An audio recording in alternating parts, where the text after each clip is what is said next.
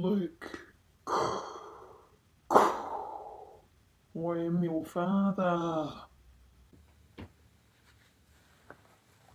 Too soon. G'day, I'm Beau. Got the bloody tea cosy on today, bit chilly where I am, I tell you what. So,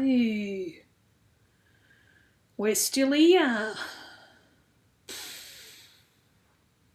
A little bit of a bloody revelation the other day. I was actually listening to the bloody radio and someone said that what they do to sort of keep themselves in check, the old mental health, they use this tool called the Grateful game. You know, it's not really a game, you know, there's no sort of ball skills involved there, but what you do have to do is at the end of every day or at the beginning or somewhere in the middle if you like, you sort of take a moment and have a little bit of a think about some of the things that you're grateful for. So I thought I'd give it a go. The first thing that I find myself really grateful for, and I think about this at least on a daily basis, it'd have to be a good bit of plaid flannelette. I can't get enough of it. I'm very grateful. Comes in really handy, all sorts of things. I've got obviously the shirts I'll get around in. What else have I got here? Got a little flanny on the old hottie bottle there. I've also got a little sort of plaid flanny cleaning cloth for my glasses that I wear. So a little matching. It's nice. And I've actually got a blue one for when I wear the blue flanny.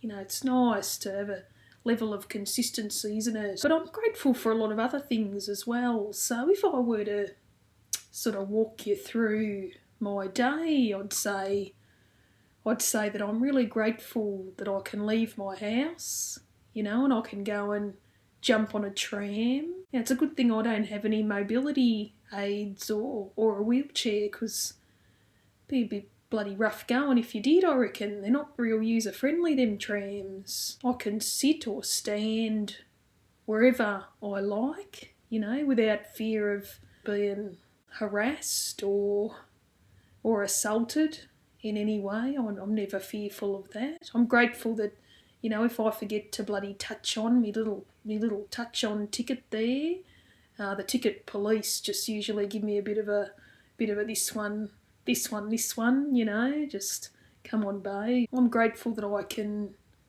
get off the tram, you know, when it gets to the supermarket, and I can go and buy myself an adequate amount of relatively healthy food. You know, I'm grateful that I'm in a position to be able to do that. And when I whip out of the shop, I can always stop in at the doctor, you know, if I'm just feeling a little bit crook, because they always take my symptoms seriously, and they never question, you know, my own experience of my body. Maybe on the way out of the doctor, I'll whip into the hair salon. Little $10 snippy snip I get done. I'm often sitting next to a woman, you know, who's getting far less done than me, and they're charging her the bloody cheeky hundy, I'll tell you. I don't know what that's about. And then I can go out of the hairdresser and you know, if I'm wearing my jacket, I can just pop my little hood up. Because I don't know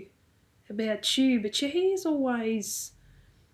I don't know what they're doing back there, but it just always takes a little minute to sort of find its place, doesn't it? And I can walk down the street. I might pass a couple of police officers there with my little hoodie on, and I just give them a bit of a smile, a bit of a cheeky wink, you know. They give me a bit of a g'day, Beau. Well, they probably don't know my name. And I can just jump back on the tram and head on home without any fear of anyone sort of following me. So I'm pretty grateful for all of those things. And it's easy to forget that not everyone experiences the world the same way that you do, or the same way that I do, because not everyone has a nice little safe house to come home to after a big day on the tram or down at the shops. And not everyone even makes it home when they do.